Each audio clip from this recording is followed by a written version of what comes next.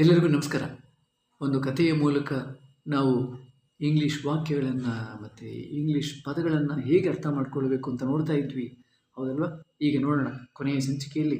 ಈ ಸಂಚಿಕೆಯಲ್ಲಿ ನಾನು ಹೇಳ್ತೇನೆ ಕೊನೆಯಲ್ಲಿ ಏನಾಯಿತು ಅಂತ. ಆಫ್ಟರ್ ಬೋವಿಂಗ್, ನೋಡಿ, ಬೋ ಅಂತಂದರೆ ತಲೆಬಾಗು ಅಂತ ಹೇಳ್ಬಿಟ್ಟು. ಆಫ್ಟರ್ ಬೋವಿಂಗ್ ಆತ ಏನು ಮಾಡ್ದ? ಈಗ ದೇವರ ಮುಂದೆ ನಿಂತಿದ್ದಾನೆ. ಅಪ್ಪ, ಈ ಪ್ರಸಾದ ಏನು ಮಾಡೋದು ಅಂತ ದೇವ್ರನ್ನ ಕೇಳ್ಕೊಂಡ. ಆಫ್ಟರ್ ಬೋವಿಂಗ್ ಅಂದರೆ ದೇವರಿಗೆ ನಮಸ್ಕಾರ ಮಾಡಿದ ಮೇಲೆ, ಇಲ್ಲಿ 5ನೇ ಕ್ರಿಯಾಪದ ಇದು, BOWING. After bowing to the deity ಅಂದರೆ ಆ ಭಗವಂತನಿಗೆ ನಮಸ್ಕಾರ ಮಾಡಿದ ಮೇಲೆ ಏನಾಯಿತು? ಹಿ ಕೇಮ್ ಔಟ್, ಆತ ಆಚೆ ಬಂದ. 2ನೇ ಕ್ರಿಯಾಪದ ಕೇಮ್. ಹಿ ಕೇಮ್ ಔಟ್, ಆತ ಆಚೆ ಬಂದ, ಹೊರಗಡೆ ಬಂದ. ಆ್ಯಂಡ್ ಕ್ಲೋಸ್ಡ್, ಮುಚ್ಚಿದ.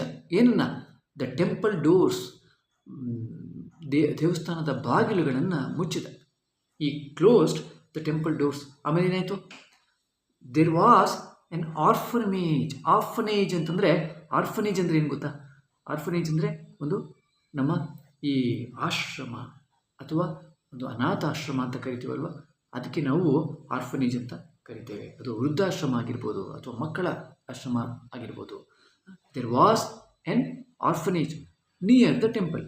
ದೇವಸ್ಥಾನದ ಹತ್ತಿರ ಒಂದು ಆಶ್ರಮ ಇತ್ತು ಅಥವಾ ಒಂದು ನಮ್ಮ ಏನು ಅನಾಥಾಶ್ರಮ ಇತ್ತು. He went there. ದೇರ್ ಅಂದರೆ ಇಲ್ಲಿ ಅಲ್ಲಿಗೆ ಅಂತ ನಾವು ಅರ್ಥ ಮಾಡ್ಕೋಬೇಕು. ದೇರ್ ಅಂದರೆ ಎಷ್ಟೋ ಸಾರಿ ಅಲ್ಲಿ ಅಂತ ಆಗುತ್ತೆ, ಅಲ್ಲಿಗೆ ಅಂತ ಕೂಡ ಆಗ್ಬಿಡುತ್ತೆ. ಮತ್ತು ಇತ್ತು ಅನ್ನೋದು ಕೂಡ ಅಲ್ಲಿ ನಾವು ಆ್ಯಕ್ಚುಲಿ ಅಲ್ಲಿ ದೇರ್ನ ಒಂದು ಸಾರಿ ಬಳಸ್ಬಿಡ್ತೇವೆ. ಹಿ ವೆಂಟ್ ದೇರ್, ಅಲ್ಲಿಗೆ ಹೋದ ಅದು.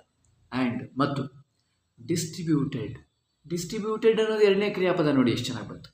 ಈ ಎಲ್ಲ ಪದಗಳನ್ನು ಬಳಸ್ಕೊಂಡು ನಾನು ಇನ್ನು ರೂಪಿಸಿದ್ದೇನೆ ಈ ಒಂದು ಚಿಕ್ಕ ಕಥೆಯನ್ನು. ನಿಮಗೆ 2ನೇ ಕ್ರಿಯಾಪದ ಚೆನ್ನಾಗಿ ಅರ್ಥ ಆಗಲಿ ಅಂತ ಹೇಳ್ಬಿಟ್ಟು. ಡಿಸ್ಟ್ರಿಬ್ಯೂಟ್ ಅನ್ನೋದು 1ನೇ ಕ್ರಿಯಾಪದ. DISTRIBUTE. ಡಿಸ್ಟ್ರಿಬ್ಯೂಟ್ ಅನ್ನೋದು 1ನೇ ಕ್ರಿಯಾಪದ. ಡಿಸ್ಟ್ರಿಬ್ಯೂಟೆಡ್ಗೆ ಏನಾಗಬೇಕು? ಡಿಸ್ಟ್ರಿಬ್ಯೂಟ್, ಇವಾಗ ನಾನು ಏನು ಹೇಳಿದೆ ಸ್ಪೆಲ್ಲಿಂಗು, ಅದಕ್ಕೊಂದು ಡಿ ಹಾಕ್ಕೊಂಬಿಡಿ. ಕೊನೆಯಲ್ಲಿ ಇ ಮತ್ತು ಡಿ ಅಂತೇಳಿ ಬಂದಿದೆ ಅಂದರೆ 2ನೇ ಕ್ರಿಯಾಪದ. ಡಿಸ್ಟ್ರಿಬ್ಯೂಟೆಡ್ ಎಲ್ಲ ಕಡೆ ಹಾಗೆ ಇರುವುದಿಲ್ಲ 2ನೇ ಕ್ರಿಯಾಪದ. ನೋಡಿ, ಕಮ್ಮಿಗೆ ಕೇಮ್ ಇರುತ್ತೆ, ಅಲ್ಲಿ ಇ ಡಿ ಇರುವುದಿಲ್ಲ. ಆದರೆ ಮುಕ್ಕಾಲು ಭಾಗ ಕ್ರಿಯಾಪದಗಳು ಹೀಗೆ ಇರ್ತವೆ, ಇ ಡಿ ಅಂತೇಳ್ಬಿಟ್ಟು ಎಂಡ್ ಆಗ್ತಾ ಇರುತ್ತೆ. ಅದು 3ನೇ ಕ್ರಿಯಾಪದಗಳು ಹಾಗೆ ಇರುತ್ತೆ, ಕನ್ಫ್ಯೂಷನ್ ಮಾಡ್ಕೊಳ್ಬಾರ್ದು. ನೀವು ಒಂದೊಂದು ಕ್ರಿಯಾಪದ ನಿಧಾನವಾಗಿ ಅರ್ಥ ಮಾಡ್ಕೊಳ್ತಾ ಹೋಗಬೇಕು. ಆಮೇಲೆ ಏನಾಯಿತು? ಈ ವೆಂಟ್ ದೇರ್, ಅಲ್ಲಿಗೆ ಹೋದ. ಆ್ಯಂಡ್ ಡಿಸ್ಟ್ರಿಬ್ಯೂಟೆಡ್ ದ ಆಫರಿಂಗ್, ಅಂದರೆ ನೈವೇದ್ಯ ಏನಿತ್ತು ಅದನ್ನು ಹಂಚಿಬಿಟ್ಟ. ಹಂಚಿದ. ಡಿಸ್ಟ್ರಿಬ್ಯೂಟ್ ಅಂದರೆ ಹಂಚುವುದು ಅಂತ. ಆಮೇಲೆ ಏನಾಯಿತು? ಆಫ್ಟರ್ ಡಿಸ್ಟ್ರಿಬ್ಯೂಟಿಂಗ್, ಹಂಚಿದ ನಂತರ. ಇಲ್ಲಿ ಡಿಸ್ಟ್ರಿಬ್ಯೂಟಿಂಗ್ ಅನ್ನೋದು 5ನೇ ಕ್ರಿಯಾಪದ. ನೋಡಿ ಎಷ್ಟು ಚೆನ್ನಾಗಿ ಬಂತು. ಇವತ್ತು ನೀವು 3 ಕ್ರಿಯಾಪದಗಳನ್ನು ನೋಡ್ತಾ ಇದ್ದೀರಿ. ಡಿಸ್ಟ್ರಿಬ್ಯೂಟ್ 1ನೇ ಕ್ರಿಯಾಪದ, ಡಿಸ್ಟ್ರಿಬ್ಯೂಟೆಡ್ 2ನೇ ಕ್ರಿಯಾಪದ, ಆಮೇಲೆ ಡಿಸ್ಟ್ರಿಬ್ಯೂಟಿಂಗ್ 5ನೇ ಕ್ರಿಯಾಪದ. ING ಬಂತು ಅಂದರೆ 5ನೇ ಕ್ರಿಯಾಪದ, ಮರಿಬೇಡಿ. ಆಫ್ಟರ್ ಡಿಸ್ಟ್ರಿಬ್ಯೂಟಿಂಗ್ ಅಂದರೆ ಹಂಚಿದ ನಂತರ ಅನ್ಬೇಕಾದ್ರೆ 5ನೇ ಕ್ರಿಯಾಪದ ಹಾಕ್ಕೊಳ್ಬೇಕು. ಮಾಡಿದ ನಂತರ ಅಂದರೆ ಆಫ್ಟರ್ ಡೂಯಿಂಗ್. ಹೋದ ನಂತರ ಅಂದರೆ ಆಫ್ಟರ್ ಗೋಯಿಂಗ್. ಅಷ್ಟೇ. ಒಂದೊಂದು ನಿಮಗೆ ಸ್ವಲ್ಪ ಅರ್ಥ ಆಗೋಯ್ತು ಅಂದರೆ ಖಂಡಿತ ಸುಲಭ ಆಗ್ತಾ ಹೋಗುತ್ತೆ. After distributing it, after distributing it, ಅದನ್ನು ಹಂಚಿದ ನಂತರ. He felt satisfied. ಇಲ್ಲಿ 2 ಕ್ರಿಯಾಪದಗಳು ನೋಡಿ. 2 ಕ್ರಿಯಾಪದ,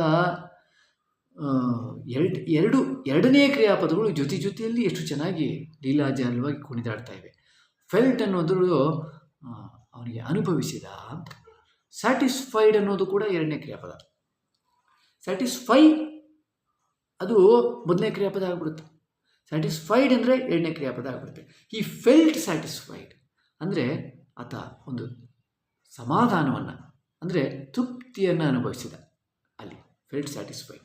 ಆ್ಯಂಡ್ ಮತ್ತು ರಿಟರ್ನ್ಡ್. ನೋಡಿ, ಇಲ್ಲಿ ಒಂದು ಕ್ರಿಯಾಪದ. ರಿಟರ್ನ್ ಅನ್ನೋದು 1ನೇ ಕ್ರಿಯಾಪದ. RETURN. ರಿಟರ್ನ್ಡ್ ಅಂದರೆ 2ನೇ ಕ್ರಿಯಾಪದ. ಈ ರಿಟರ್ನ್ಡ್ ಟು ಹಿಸ್ ಹೋಮ್, ತಾನು ಮನೆಗೆ ಬಂದ. ಹರ್ ಬರುವುದಿಲ್ಲಲ್ಲ. ಹರ್ ಅಂದರೆ ಅವಳ ಅಂತಾಗುತ್ತೆ, ಈಸ್ ಅಂದರೆ ಅವನ ಅಥವಾ ಆತನ ಅಂತಾಗುತ್ತಲ್ವ. ಆತ ತನ್ನ ಮನೆಗೆ ಬಂದ. ಆಮೇಲೆ ಏನಾಯಿತು? He was a good priest, ಅಥವಾ ಒಬ್ಬ ಒಳ್ಳೆಯ ಪುರೋಹಿತ ಆಗಿದ್ದ, ಒಳ್ಳೆಯ ಪೂಜಾರಿಯಾಗಿದ್ದ. ವಿತ್, ಜೊತೆಯಲ್ಲಿ a great devotion to God, ಒಳ್ಳೆ ಭಕ್ತಿ ಇತ್ತು, ದೇವರ ಮೇಲೆ ಹೆಚ್ಚು ಭಕ್ತಿ ಇತ್ತು ಆತನಿಗೆ. ಆಮೇಲೆ ಏನಾಯಿತು?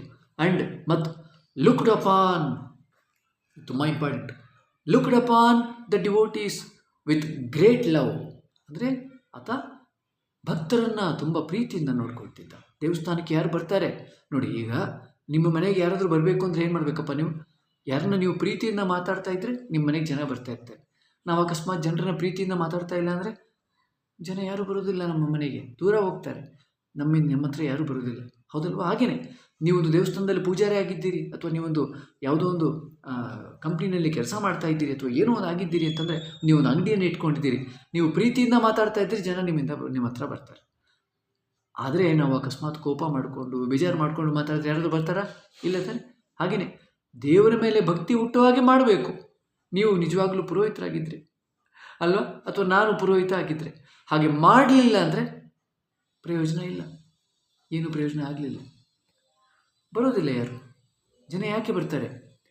ಜನ ಯಾಕೆ ಬರ್ತಾರೆ ಅಂದರೆ ನಾವೇನು ದುಡ್ಡು ಕೊಡ್ತೀವಿ ಅಂತ ಬರೋದಿಲ್ಲ, ನಾವು ಏನೇನೋ ವಜ್ರ ಕೊಡ್ತೀವಿ, ವೈಡೂರ್ಯ ಕೊಡ್ತೀವಿ ಅಂತ ಬರೋದಿಲ್ಲ. ಏನು ಕೊಡಬೇಕಾಗಿಲ್ಲ. ನೀವೊಂದು ಪ್ರೀತಿಯಿಂದ ಮಾತಾಡಿ ಜನ ಬಂದುಬಿಡ್ತಾರೆ. ಜನ ನಮ್ಮನ್ನು ಏನಂದರೆ ಯಾವ ಕಾರಣಕ್ಕೆ ನಮ್ಮನ್ನು ಒಳ್ಳೆಯವರು ಅಂತಾರೆ ಅಥವಾ ನಿಮ್ಮನ್ನು ಒಳ್ಳೆಯವರು ಅಂತಾರೆ ಅಂದರೆ ನಾವು ಹೇಗೆ ಮಾತಾಡ್ತೀವಿ, ಅದರ ಆಧಾರದ ಮೇಲೆ ಜನ ನಮ್ಮನ್ನು ಹೀಗೆ ಅಂತ ಒಂದು ನಿರ್ಧಾರಕ್ಕೆ ಬರ್ತಾರೆ, ಹೌದಲ್ವಾ? ಸೊ ಈ ಪಾಠ ಅರ್ಥ ಆಯಿತು ಅಂತ ಅಂದ್ಕೊಂಡಿದ್ದೀನಿ. ನಿಮಗೆ ಅಭ್ಯಾಸವನ್ನು ಮಾಡಿ, ಪ್ರತಿಯೊಂದು ವಾಕ್ಯವನ್ನು ಮತ್ತೆ ಮತ್ತೆ ಅಭ್ಯಾಸ ಮಾಡ್ತಾ ಹೋಗಿ. ಪ್ರತಿಯೊಂದು ವಿಡಿಯೋವನ್ನು ನೀವು ಗಮನಿಸಿ, ಮತ್ತೆ ಗಮನಿಸಿ, ಅದನ್ನು ಬರ್ಕೊಳ್ಳಿ, ಮತ್ತು ಅಭ್ಯಾಸವನ್ನು ಮಾಡೋದು ಬಿಡಬೇಡಿ. ಒಂದು 3 ತಿಂಗಳು, 4 ತಿಂಗಳು, 5 ತಿಂಗಳು ಮಾಡಿ, 6ನೇ ತಿಂಗಳಲ್ಲಿ ನೋಡಿ ಎಷ್ಟು ಇಂಪ್ರೂವ್ ಆಗಿರುತ್ತೆ ಅಂತ. ವಿಡಿಯೋಗಳನ್ನು ನಿಮ್ಮ ಸ್ನೇಹಿತರಿಗೂ ಕೂಡ ಕಳಿಸ್ಕೊಡಿ, ಅವ್ರಿಗೂ ಕೂಡ ಸಬ್ಸ್ಕ್ರೈಬ್ ಮಾಡ್ಕೊಳ್ಳೋದಕ್ಕೆ ಹೇಳಿ, ಮತ್ತು ಬೆಲ್ ಬಟನ್ ಕೂಡ ಕ್ಲಿಕ್ ಮಾಡಿ, ಇಲ್ಲಾಂದರೆ ಮುಂದಿನ ವಿಡಿಯೋ ಬಂದಿದ್ದು ನಿಮ್ಗೆ ಗೊತ್ತಾಗೋದಿಲ್ಲ. ಎಲ್ಲರಿಗೂ ನಮಸ್ಕಾರ.